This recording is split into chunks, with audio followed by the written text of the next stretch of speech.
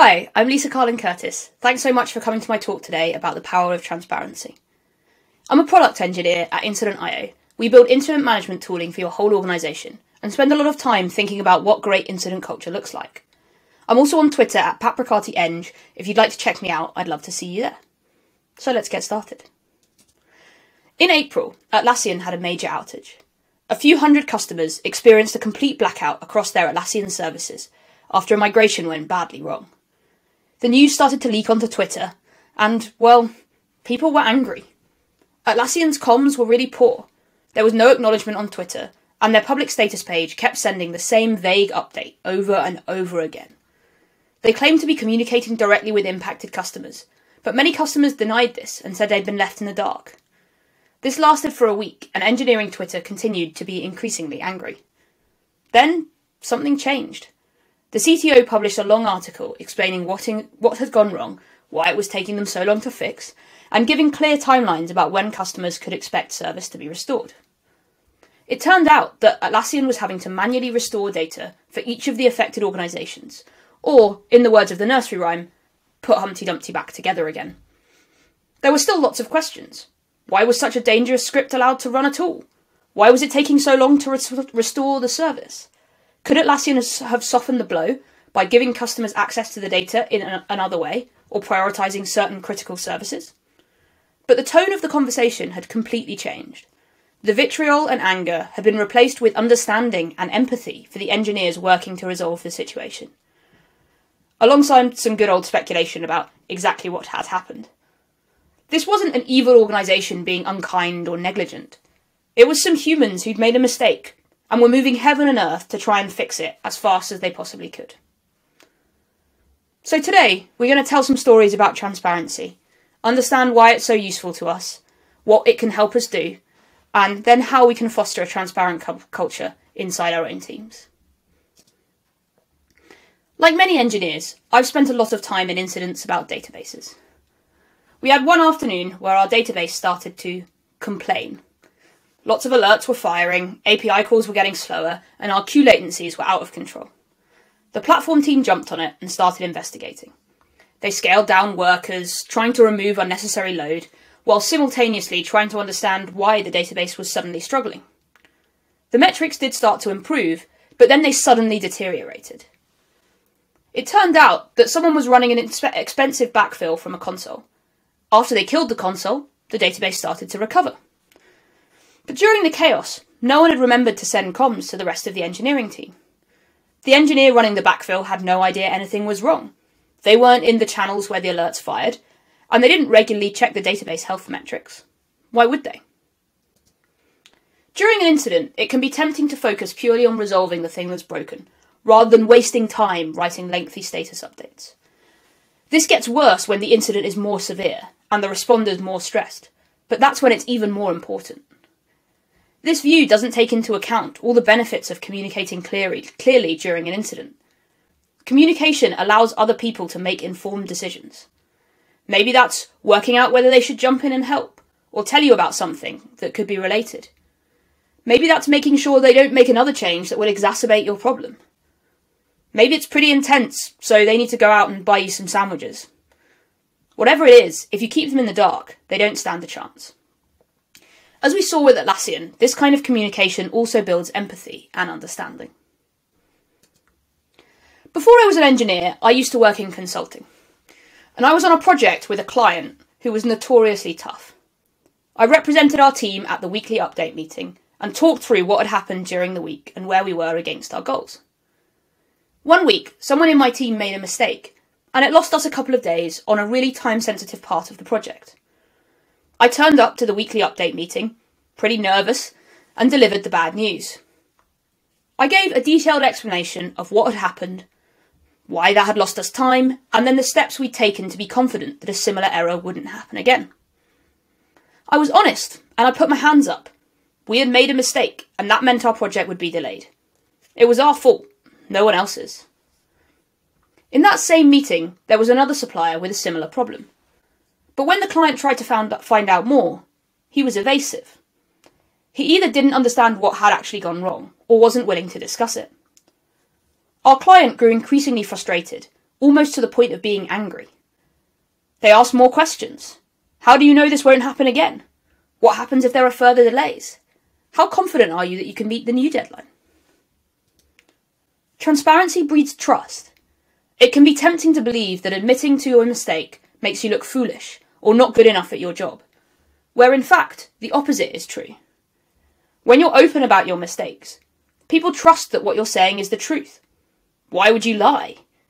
You can begin to build a relationship, fallible human to fallible human, and work together to deliver value. So back to our story. Our meeting with the client ended abruptly. We were kicked out of the meeting room, and the client was unhappy, and he kept asking the other supplier these questions, and eventually asked them to send a detailed report of exactly what had happened and what steps had been taken to prevent similar issues in the future. My team did not receive the same request. That meant that while we were getting on with the next task, the other supplier was having to gather information and write this report. In all likelihood, the only thing that achieved was to make the client feel better about the situation. Trust gives you breathing room to fix what's actually broken. Rather than spending lots of time persuading people that you're doing the right thing, you can invest that effort into whatever it is that you're supposed to be doing. When teams don't trust each other, incidents become a black hole that suck more and more people into them.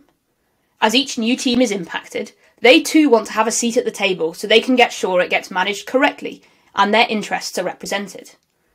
We've all been in that situation, where someone with not much context is trying to give you advice, but really all they're doing is getting in the way. That happens because they don't trust you to make the decision without them. When you communicate clearly, it's easier for others to understand the problem and make good choices about when it will be useful for them to contribute. Trust gives you influence, and particularly as a platform team, your impact is often limited by your ability to change behaviours. Perhaps you want to encourage other teams to use the new infrastructure tooling that you've built. Or maybe you've had a security near miss and need to refocus and prioritise application security for a bit.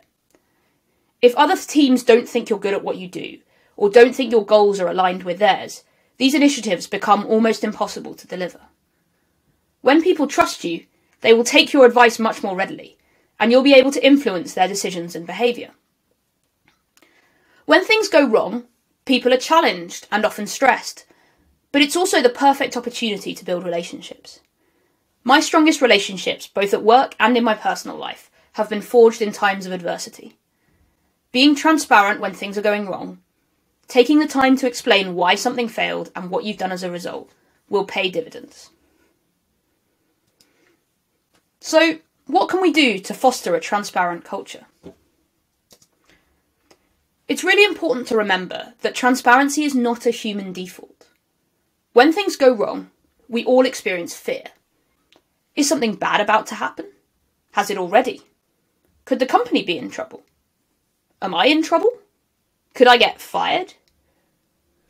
Even once that has subsided, and it's clear the sky isn't falling, there's still fear left over. Did I mess up here? What will people think of me? Am I bad at my job? What if people are talking about me behind my back? What if people stop listening to me or stop trusting me?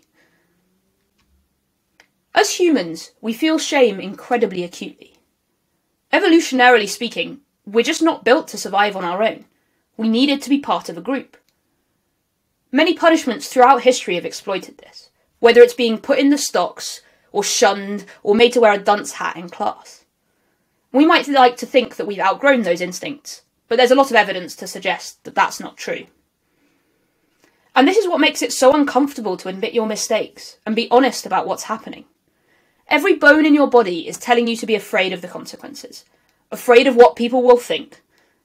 And yet most of the time, the opposite is true. Being honest, holding your hands up and admitting your mistakes is probably going to build social capital, not lose it.